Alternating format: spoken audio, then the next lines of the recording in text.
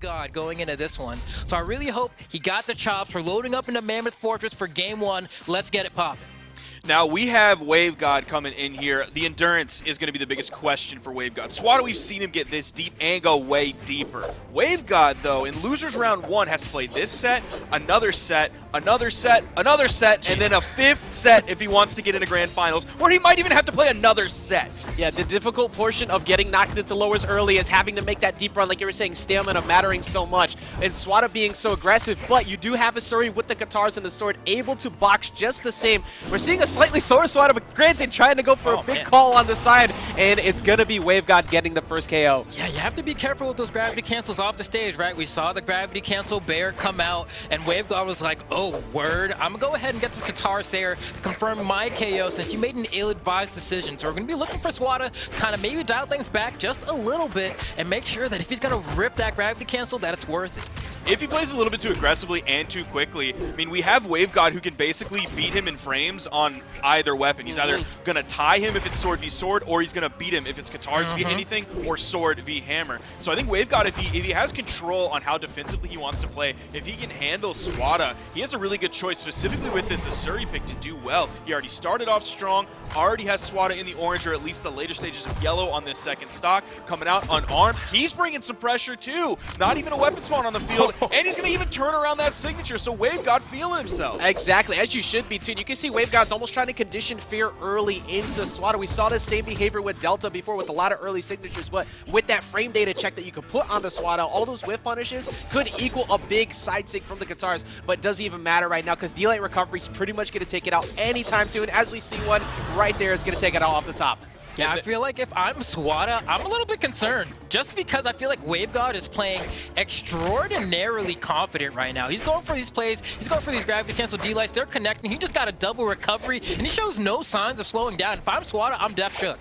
He's not struggling to KO whatsoever. He already got the first stock, already got the second stock. You see the lead he has on Swata's final stock as well. Even if the stocks were the same, damage is favoring Wave God here. His lack of consistency to kill is not a problem that he's having with guitars. He's playing extremely well with his sword. His signature usage is hit or miss, but he hasn't made any fatal mistakes so far that Swata has really capitalized on. So game one, Wave God looks incredible, but there's a D-Light D-Sig that Swata wants to throw out there.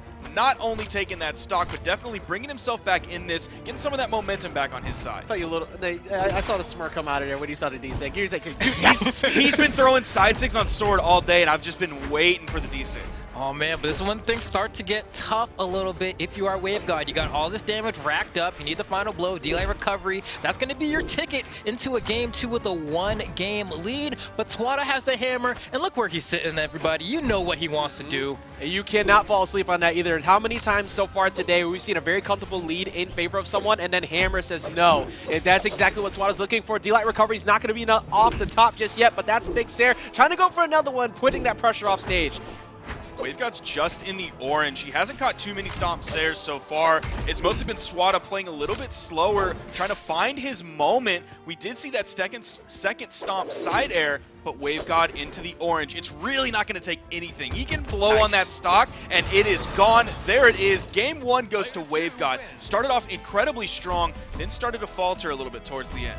No, I have to say that unarmed neutral light at the end was like the perfect option to go for there. We saw the dodge get burned. We saw the recovery get burned. So all he had to mix up was like a couple jumps, maybe, if at that. So he was like, you know what? I'm going to put this meaty hitbox out right in this zone. And if you can't get past it, that's going to be your stock gun. I think a majority of that was just the dominant control that Wave God had. You were talking about how confident Wave God was playing, had tempo the entire time, was able to really outpace Swata when it came to the mid-range game. And I think that's a big reason why we're seeing Miami Dome now. They're trying to have access to those platforms a little bit more, change up the safety landings that you have, but also you can put some pressure on with those hammers on the platforms too. I mean, even taking a look at the way this is starting off, we see Wave God kind of stuck in the corner a little bit, manages to get back on stage with an air, and then immediately gets hit by the retaliation from Swata. Swata definitely seeming a little bit more content to try to hold center stage, bait out some movement options, and just play some classic hammer, stomp Sayer's way to victory. Seeing the dodge circles coming out on the right side. It's both kind of going back and forth until just now. WaveGod starting to find some momentum his way, but both of them are reasonably damaged. That recovery turned WaveGod from orange to red. I believe Swata is red as well after that sidelight. So they're basically just jockeying back and forth. Neither one of them has major pole position on who is going to get this first stock, though Swata does have the weapon advantage. WaveGod is not going to tunnel vision towards the weapon. Swata's going to push up past the weapon spawn, find the side air for that KO. Looking very Simple-esque the way he was covering that ledge earlier. That's something we were complimenting Simple a lot, and his ability to just control that space at the ledge, and WaveGod just could not get by it. Does finally get access to guitars, gets this air, pushing that deep pressure off, but this is still...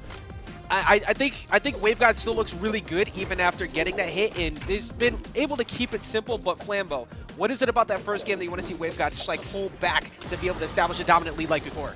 Well, it seemed like in the previous game, WaveGod, we were talking about that confidence he was exhibiting earlier, right? He was just going for plays and it was connecting. Now, granted, of course, Swata is no slouch. He's not just going to sit there and let you walk all over him, but you need to make sure that if you get your hit, you cash it out to the bank. Right there, he got a nice 3-hit conversion off of a dodge, right? That's exactly what you want to see. You want to make sure if you catch the dodge, especially, that you're getting the most bang for your buck. But on top of that, wow, that was a beautiful anti-air reverse end light from Swata. I just had to point that out. That was crazy. Now, we are seeing some Katars come out from WaveGod here. Towards the end of last game and the beginning of this game, it was mostly Sword, but with these Katars coming out, he's done a decent job of finding his way in and then getting himself out before he takes too much punishment. But the average damage per move is really not going to favor him here. He's going to have to find those 3 pieces, the 4 pieces, the extended momentum strings, exactly like he's finding right now if he wants to compete with this hammer, and now all of a sudden he's tied it up. That's a whole 10-piece combo with the coupon, just like cashing out every single bit of that string, able to take that. And you were talking about that damage difference. WaveGod just kept the composure, and this is against Swata of all people. This is somebody you expect to be at the top. Does get the Sarah to be able to close it out, but I am incredibly impressed by WaveGod's play so far. Now I'm saying, man, this is a world champion, right? This is a BCX winner right there on the other side of that screen, but WaveGod just kind of, you know, waving his way through, man, looking like Johnny Tsunami the way he's coasting a coast all off of those waves right now. But I don't know. I don't know, honestly. I feel like WaveGod, despite the fact that he's fallen behind a little bit in damage in this game, I think he'll be able to bring it back. Oh my gosh. Yeah, absolutely agree. You can see just trying to play around the mid-range, but is currently unarmed, staring down the face of Swata with hammer on axis. This is incredibly scary. Whoa. Tries to wait it out, does get the deer, keeps that pressure on here, Sparky. He just immediately goes over to the wall. He's nervous where he is right now. He had the lead, tied it up, now has fallen behind in this. Swata has the hammer in hand. WaveGod knows it's not going to take much. I didn't even think the dare would do it, but it does, and Swata takes the game. The seed discrepancy between these two players, Swata seed 1, WaveGod seed 24, that's huge. Absolutely insane, and that's pretty much been the story of Omen Oasis so far. The amount of upsets, just the ability to, everybody at the start of 2022 has been coming out swinging. Everybody wants to get their name out there as we see it switch over to Apocalypse. We had incredible sets earlier where everybody was just boxing out, no slow play. We're getting that again, Flambeau, as we get into game number 3. And I'm a little bit more worried for WaveGod. I was saying I want to see that confidence come back, but the confidence seemed to have found its way to Swata instead. I mean, he just threw out the bear again, so you know he's starting to feel himself. We saw at the end of that last game that WaveGod didn't know what to do. He was just swinging, and Swata was like, I'm gonna wait, I'm a down air, that's the game, right? So we really need WaveGod to dial it back a little bit, you know, take a breath of fresh air and say, okay, hold on, let me regather myself, recollect. The hammer focus from Swata is so good this game. He's already taken off the first stock, not letting WaveGod get any time to collect. But if you look at the amount of time he held the hammer last game, it was 71% of the game that he held that hammer. He's got to get Swata off of that hammer as much as he possibly can. He's still in dangerous territory here, even though he doesn't have a lot of damage on this second stock. WaveGod, he's in dangerous territory of going down again. If Swata gets the momentum on his side, that's the biggest thing I'm worried about. Yeah, you do not want to be looking at a 3-stock-to-1 deficit, especially with that hammer like you were mentioning. One of the best in the business at converting off a hammer consistently is Swata. But you see WaveGod getting pressure deep off stage, almost getting connected on by the dare. Gonna get a recovery, it's still not enough off the top. And one of those things that I am worried about is I have many a time seen in a tournament set where the lower seeded player starts off with a dub against the higher seeded player. And then after that, the higher seeded player just kind of gets the download. They see what's going on. That's a skill. And then they just clean it up. And I'm wondering if that's going to be Swata this time around. You have to have that skill set when you've reached that point at the top. You have to be able to adjust post game one because you are sometimes exposed to things you don't see like too often. Like Sparky was mentioning before, they've only fought each other twice before, so you don't have all of that history. And this is also the first dosage of Asuri we've seen on stream today. That's true. So might not have had a lot of that running into in the bracket so far. Starting to even things slowly, but the stop Sair is going to take that out. Only in the orange, still doable, but not looking too good.